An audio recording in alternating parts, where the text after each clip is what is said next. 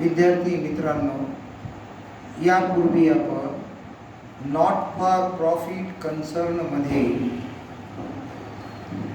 Receipt and payment account दिलेलं असतं आणि इन्कम अँड एक्सपेंडिचर अकाउंट आणि बॅलन्स शीट करायचा असतो हे पाहिलं. प्रॉब्लेममध्ये तुम्हाला ओल्ड बॅलन्स शीट किंवा ओपनिंग बॅलन्स शीट दिलेला असतो, त्यानंतर रिसिप्ट आणि पेमेंट अकाउंट दिलेलं असतं. Old balance sheet, opening balance sheet आणि रिसिप्ट अँड पेमेंटचा एक परिणाम करावा आणि ॲडजस्टमेंटचे 2 परिणाम करावेत. सोल्युशनमध्ये इयत्ता 12वी साठी इन्कम अँड एक्सपेंडिचर अकाउंट आणि क्लोजिंग बॅलन्स शीट किंवा न्यू बॅलन्स शीट तयार करायचा. नॉट फॉर प्रॉफिट कन्सर्नमध्ये जो प्रॉब्लेम दिलेला असतो त्या प्रॉब्लेममध्ये हा ओपनिंग बॅलन्स शीट किंवा ओल्ड बॅलन्स शीट दिलेला असतो. ओल्ड बॅलन्स शीटवरून न्यू बॅलन्स शीट करायचा असतो. त्याच्यानंतर रिसिप्ट आणि पेमेंट अकाउंट दिलेलं असतं आणि रिसिप्ट आणि पेमेंट अकाउंट आणि ओपनिंग बॅलन्स शीटवरून तुम्हाला इन्कम अँड एक्सपेंडिचर अकाउंट आणि न्यू बॅलन्स शीट तयार करायचा असतो. ओल्ड बॅलन्स शीटच्या सर्व लायबिलिटीज न्यू बॅलन्स शीटच्या लायबिलिटी साईडला घ्याव्यात. न्यू बॅलन्स शीटला ह्या लायबिलिटी घेताना इनर कॉलममध्ये घ्याव्यात. त्याच्यामध्ये वाढ झाली तर ॲड करा, अधिक करा, लेस असेल, घट झाली असेल तर वजा करा. आणि ज्या लायबिलिटीचे जर एखाद्या लायबिलिटीचे, जुन्या लायबिलिटीचे पेमेंट साईडला पहा, पेमेंट केलं असेल तर ती लायबिलिटी मात्र न्यू बॅलन्स शीटच्या लायबिलिटी साईडला घेऊ नका. लायबिलिटी साईडचे सगळे परिणाम झाल्यानंतर ॲसेट साईडच्या सगळ्या ॲसेट, जुन्या ॲसेट न्यू बॅलन्स शीटच्या ॲसेट साईडला घ्या आणि न्यू बॅलन्स शीटच्या ॲसेट साईडला इनर कॉलममध्ये या जुन्या ॲसेट घ्या. त्याच्यामध्ये वाढ झाली म्हणजे नवीन ॲसेट खरेदी केल्या असतील तर ॲड करा, विकल्या असतील तर मायनस करा आणि डिप्रिशिएशन मायनस करा. त्याच्यानंतर जुन्या बॅलन्स शीटची कॅश इन हँड आणि कॅश ॲट बँक मात्र न्यू बॅलन्स शीटला येत नाही. जुन्या बॅलन्स शीटचे एक परिणाम झाल्यानंतर रिसिप्ट आणि पेमेंट अकाउंटच्या रिसिप्ट साईडला या. रिसिप्ट साईडला नंबर 1 ला जे बॅलन्स ब्रॉट डाऊन किंवा ओपनिंग बॅलन्स दिलेलं असतं त्याची कॅश इन हँड आणि कॅश ॲट बँक, जुनी कॅश आणि जुनी बँक असते ही, याचा परिणाम कुठंच घेऊ नका, घ्यायचा नाही. बाकी रिसिप्ट साईडला जे उत्पन्न मिळालेलं असतं, जे इन्कम दिलेलं असतं त्या सगळ्या उत्पन्नाचा परिणाम इन्कम साईडला घ्या इनर कॉलममध्ये. त्याच्यावर आउटस्टँडिंग यायचं राहिलेलं इन्कम ॲड करा.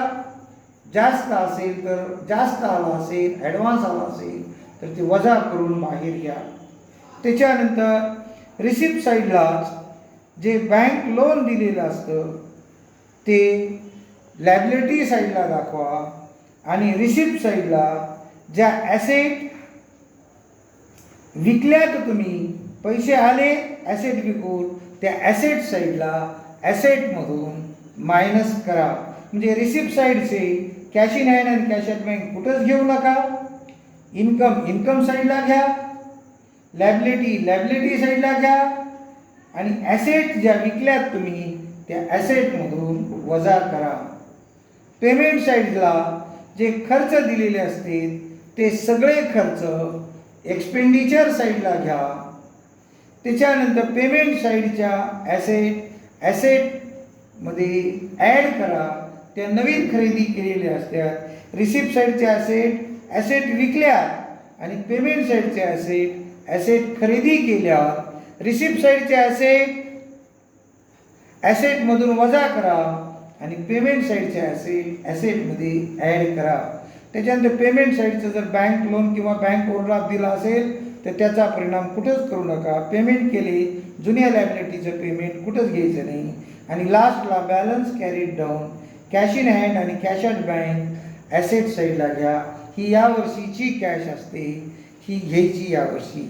त्याच्यानंतर हे सगळे परिणाम झाल्यानंतर ॲडजस्टमेंटचे परिणाम करायचे. 9 ते 10 ॲडजस्टमेंट तुम्हाला नॉट फॉर प्रॉफिट कन्सर्नमध्ये बघायच्या. त्यातली नंबर 1, सबस्क्रिप्शनला एकूण 4 ॲडजस्टमेंट आहेत तुम्हाला. त्यातल्या फक्त पहिल्या 2 महत्त्वाच्या आहेत ज्या कंपल्सरी असतात. त्यातली 1, आउटस्टँडिंग सबस्क्रिप्शन किंवा सबस्क्रिप्शन रिसिवेबल किंवा सबस्क्रिप्शन नॉट रिसिव्ड. सबस्क्रिप्शन यायचं राहिले, आउटस्टँडिंग सबस्क्रिप्शन रिसिवेबल किंवा सबस्क्रिप्शन नॉट रिसिव्ड म्हणजे यायचं राहिलेलं सबस्क्रिप्शन यावर्षीचं उत्पन्न आहे ते सबस्क्रिप्शनमध्ये ॲड करा इन्कम साईडला. आणि दुसरा परिणाम यायचं राहिला असल्यामुळं पैसे यायचे बॅलन्स शीटच्या ॲसेट साईडला दाखवा. याच्या विरुद्ध दुसरी ॲडजस्टमेंट आहे सबस्क्रिप्शन रिसिव्ड इन ॲडव्हान्स.